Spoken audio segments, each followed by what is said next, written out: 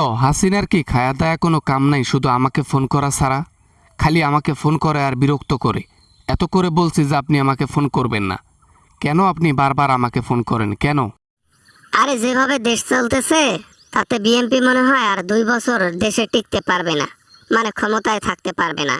আবহাওয়া এখন উল্টো দিকে দৌড়াচ্ছে, আমাদের পজিটিভ সাইড। তাই নাকি? তা দেশে কি আসার প্রোগ্রাম আছে নাকি আপনার? আমরা তো ক্ষমতায় থাকবো না, 1 বছরের মধ্যে চলে যাব। তা আপনি আসেন, এসে ক্ষমতাটা নেন। আপনাকে আবার না করলো কিডা? না না না, আমি এখন যাব না, কারণ আমি গেলে জনগণ আমাকে বাস দিয়ে ঠান্ডা করাই দিবে। ওই জন্য আমি যাব না এখন, দেরি আছে, সুযোগ বুঝে তারপর আমি যাব। রাখেন আপনার সুযোগ বুঝে, আপনি আজকেই আসেন, কোনো সমস্যা নেই। আপনাকে ক্ষমতা দিয়ে দেব আমি। আমি আমি কিসের পালাবো? আমি আমি আমি ক্ষমতা আপনাকে দিয়ে দেব, আপনি ক্ষমতা নেন। ক্ষমতা আমি নেব কেন? ক্ষমতা আমাকে দেবে সেটাও জনগণ, আপনার কাছ থেকে কেন আমাকে নিতে হবে? আমার সময় এসেছে, সমস্যা নাই। কেবল তো সংকট শুরু হয়েছে, আমার পজিটিভ সাইড। তাই নাকি? সংকট কি আর এমনি এমনি শুরু হয়েছে? সারা বিশ্ব সংকটে ভুগতেছে পেট্রোলের জন্য। আর এটা নতুন কিছু নয়, হরমুজ বন্ধ করে দিয়েছে, তা পৃথিবীর মধ্যে একটা তো প্রভাব পড়বেই। হ্যাঁ, ওগুলা বলার কথা। আমরা 17 বছর ক্ষমতায় ছিলাম, কোনোদিনও সংকট ছিল না। আর আপনারা ক্ষমতায় আস্তে আস্তে 1 মাসের মধ্যে সবগুলো সংকট শুরু হয়ে গেল। গ্যাসের পর্যন্ত দাম 2200 টাকা।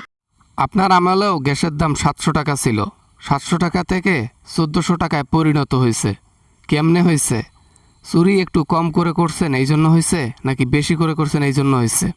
বাবা না, মানে আর কি, যাই হোক, আমি পুরনো কথায় হাত দিতে চাই না। বর্তমান বাংলাদেশের যে অবস্থা তাতে আমি একটা গণনা করছি যে বিএনপি মনে হয় আর 2 বছর বাংলাদেশে টিকবে না।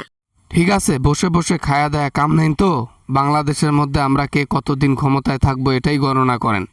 তা এইটা নিয়ে আপনি গণনা যেহেতু করেন, রাস্তাঘাটে গিয়ে টাকা পয়সা কামান মানুষের হাত দেখে। বাবা বাবা না, মানে আর কি, দেখেন, আমি কি হাত দেখার গণনা করছি? আমি একটা জাস্ট গেস করছি যে 2 বছরও ক্ষমতায় টিকবে না বিএনপি এভাবে দেশ চললে। গণনাই তো করলেন, পূর্বের জিনিস আপনি এখন বলতেছেন, তো জিনিসটা গণনা হয়ে গেল না? তা প্রফেশন হিসেবে নিয়ে নেন, রাস্তাঘাটে পিড়ে নিয়ে বসেন, টাকা পয়সা তো ভালোই ইনকাম হবে। ইন্ডিয়াতে তো আবার অন্ধবিশ্বাসের অভাব নাই। খালি বলবেন আর ধুস ধুস করে মিথ্যা কথা বলবেন, কি কি কি কি হবে হাতের তালু দেখে। বাবা না, মানে আমারে ভুল হয়েছে আপনাকে ফোন করা। কোথায় আমি ফোন করে আপনাকে অপমান করব সেটা না, উল্টো আমি ধুলাই খাচ্ছি। কেন যে ফোন করতে গেলাম, মোটে আর দেব না। যুক্তিসম্পন্ন কথা বললে যুক্তিসম্পন্ন উত্তর পাবেন, স্বাভাবিক জিনিস। আপনি দেশে ঢুকলে আপনাকে হয় হাজতে থাকতে হবে, নয়তো জনগণের পিতানি খেয়ে তারপর আপনাকে 27 মানে যাইতে হবে। কি করবেন? আমি জানি আমি ওটারই যোগ্য।